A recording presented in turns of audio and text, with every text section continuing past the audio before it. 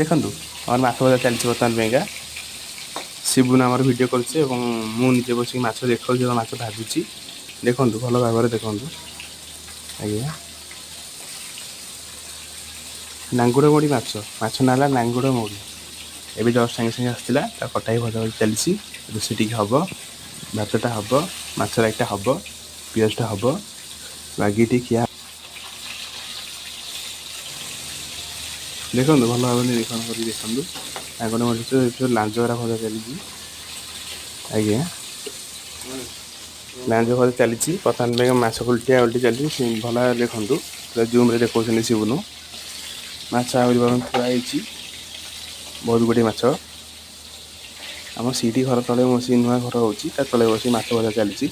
ମୋ ଉପରେ ବରଂ ତେଲ ପଡ଼ି ଫୋଟକା ମଧ୍ୟ ହେଲାଣି ତେଲ ପଡ଼ିକି ମୋ ଉପରେ। ଆଜ୍ଞା ଆଜ୍ଞା ଦେଖନ୍ତୁ ଦର୍ଶକ ଦେଖନ୍ତୁ ଲାଇକ୍ ଆଣ୍ଡ ସେୟାର ପ୍ଲିଜ୍।